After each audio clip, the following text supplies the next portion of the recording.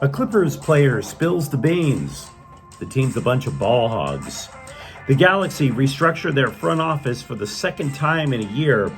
And no, Mike Trout is not coming to the Dodgers. Shohei Ohtani. Good morning. I'm James. This is your daily dose of sports and snark for the greatest sports city in the world, Los Angeles. This is the faithful Angelenos morning report. So it is December 6, 2023. This is my quote-unquote Friday out in St. Louis, Missouri. So I'll be going back home in about 24 hours. Definitely looking forward to it. But let's talk some LA sports. Do you like being in the know about LA sports? Well, clickety-clack the like button. Clickety-clack the subscribe button. There's a notification bell. Hit that. It'll let you know we drop new content. Sharing is caring. Let people know we exist. And by all means, comment for the greater good. And by the way, we keep adding new subscribers to the Angeleno Familia. Thank you for getting in on the ground floor. I appreciate every last one of you. Before we go through the do's and notes, a look at the scoreboard. Austin Reeves hit this late game winner. And ESPN is really trying to hype up something about a controversial late timeout call. Totally don't care. Lakers 106, Phoenix 103. And here's why I don't care. It's the NBA in-season tournament. Nobody knows what it is. Nobody knows what it means. Frankly, even if the Lakers win the trophy, I don't even know a lot of Laker fans who care about this.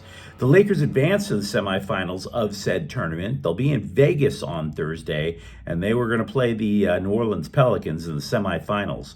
Meanwhile, Drew Doughty hit a game-winning shot in overtime, and the Kings now hold, or tie, I should say, an NHL record with 10 consecutive road wins. Kings 4, Columbus 3 in overtime. Meanwhile, the Nuggets are at the Clippers at 7 o'clock. Now, getting to the news, PJ Tucker was the other guy in the James Harden trade. Dude's been in the game for a long time. I mean, he was a rookie when George W. Bush was in the White House. That is a hell of a long time. So, you would think that the guy would be a bit of an elder statesman. Dignified. Kind of James Earl Jones-ish, if you will. Someone who would choose his words carefully. Wrong. He told The Athletic, quote, "There's not enough basketballs on the planet for this team," unquote. That's comforting. You've only been with the team for about a month and you're calling them all a bunch of ball hogs? But let's be real. He's right. He's telling us something we already knew. This team is a bunch of ball hogs. Clippers? Ball hogs? Yeah, we know. We know because that's what happens when you add James Harden to the team. So, are you really shocked that PJ Tucker would actually call out his own teammates so early in his Clippers tenure? And by the way, how many teams has this guy been on? I should have looked it up before the show. You've been around since George W. Barack Obama didn't even announce his run for the White House, and you were a rookie in the NBA. Telling you, man. Telling you. Now, the LA Galaxy restructured its front office again by promoting Will Kuntz as GM leading soccer operations yesterday.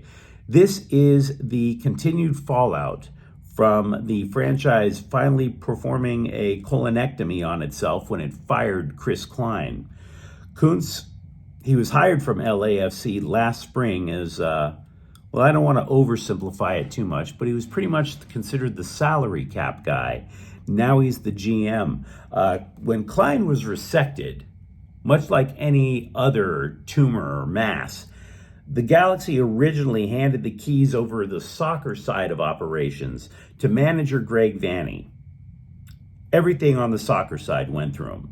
And then Vanney would report to the team's CEO. Now, instead of Kuntz being under Vanney, the roles have reversed. Vanny loses quite a bit of power in this move.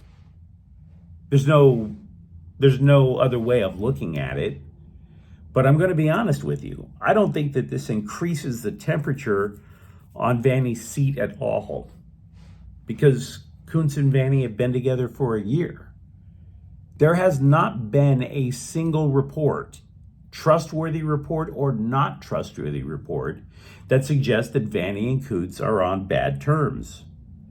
So I would have reckoned that Kuntz, who's never been a GM of any team anywhere before, is probably going to wind up leaning on Vanny quite a bit this year. Quite a bit. Now, it doesn't mean that Vanny is going to be the manager of the Galaxy from here till eternity. Kuntz is a pretty smart kid. He's probably going to sit there, look at the results, run it through the old abacus, break out a slide rule. Maybe he'll make a decision later, but I really don't believe for a moment that this increases anything on Greg Vanny. Matter of fact, I think it's the right move for the Galaxy overall. Not because Greg Vanny deserves to be fired, although there's many Galaxy fans who believe that should be the case. No, what I believe makes it the right idea is when Chris Klein ran the Galaxy, everything ran through him. Everything. And it wasn't just the soccer side of the operations. It was the business side, the financials.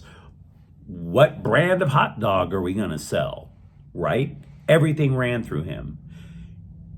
You can't have a micromanager be in charge of every single aspect of your business, or else decisions don't get made.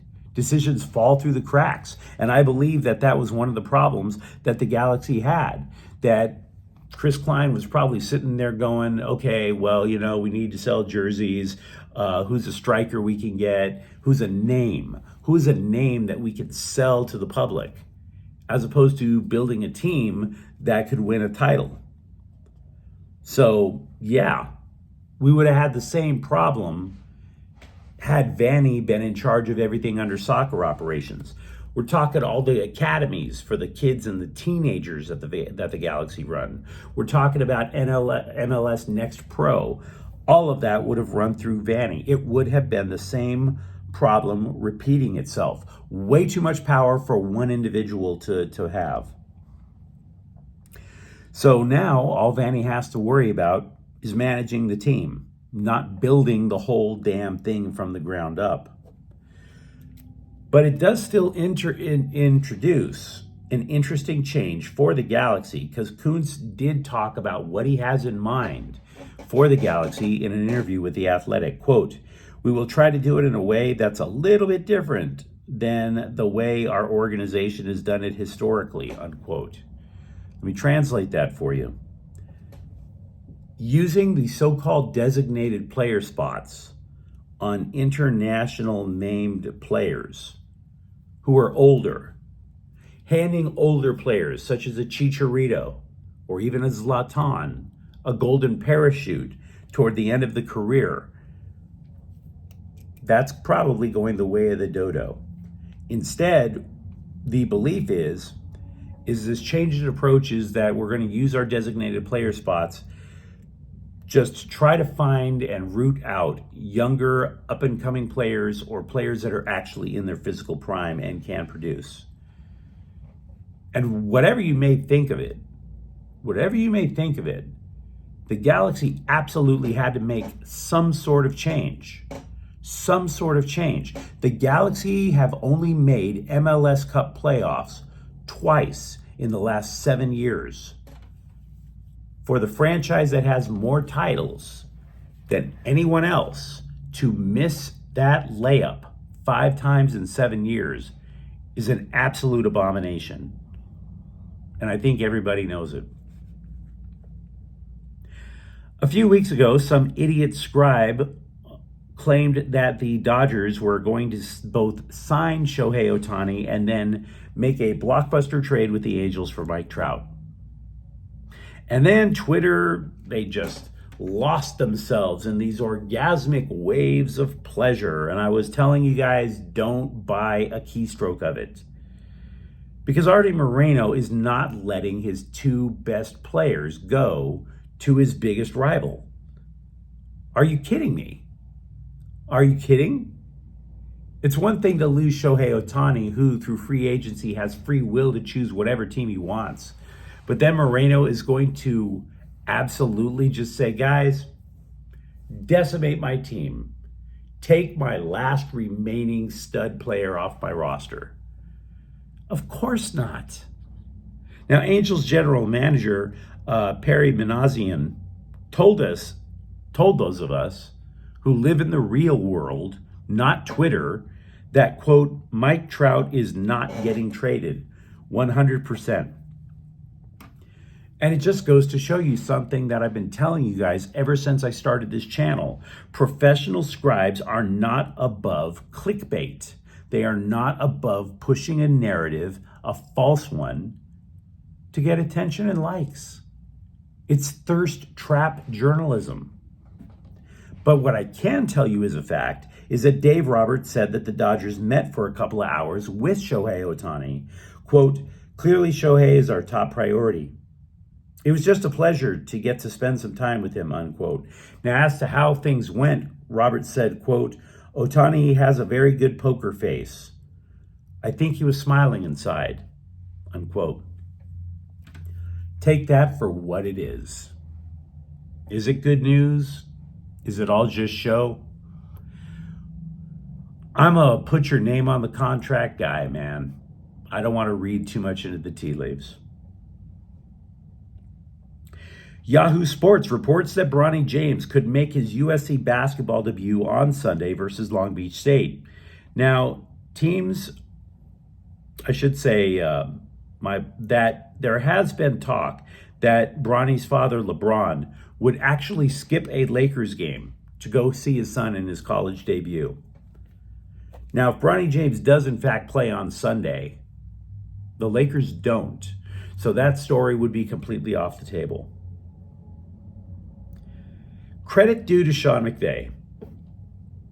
The dude may be wound up tighter than a obese woman's bustier, but he can scheme like hell, and despite being so tightly wound, he does listen to people.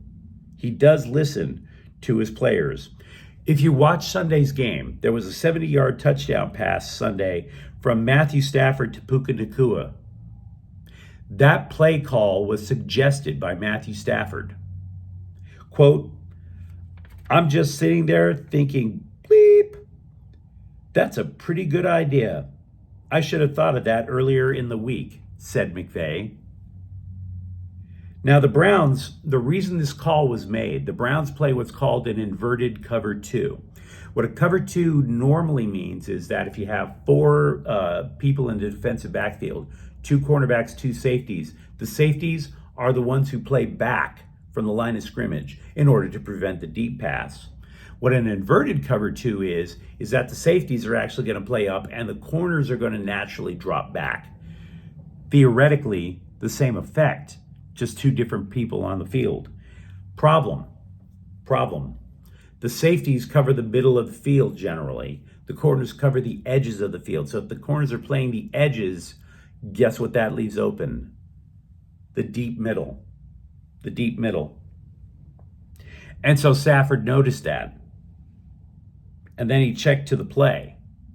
Where did Nacua catch the pass? You guessed it, in stride, in the deep middle. So Sean McVay, credit due that he's not a tyrant on the sidelines. Highly strung? Oh, absolutely. Still willing to listen? Absolutely. And it's definitely to the Rams' benefit. Chip Kelly said it would be up to Leatu Letu and his family as to whether or not the edge rusher will take part in the LA Bowl for UCLA against Boise State on December 16th. He's needed. Oh, he's most definitely needed. In the last 2 years, Letu recorded 23 and a half sacks in 23 games. The guy went from somebody who should be picked in the NFL draft to a surefire first rounder. Yeah, they kind of need him. 2 picks, 5 forced fumbles. He's an absolutely remarkable player. And frankly, UCLA sure could use some good news by now. But you let me know what you think in the comments thread. Talk to me about the Dodgers and Shohei Ohtani. Talk to me about the Clippers being a bunch of ball hogs, or the Galaxy's new look front office again. And if you enjoyed the content, don't forget to subscribe to Faithful Angelenos. We talk LA sports every single day here. Thank you for watching. I'm James. We'll be back tomorrow. Faithful Angelenos is a Quien Corcha El Queso production. Take care.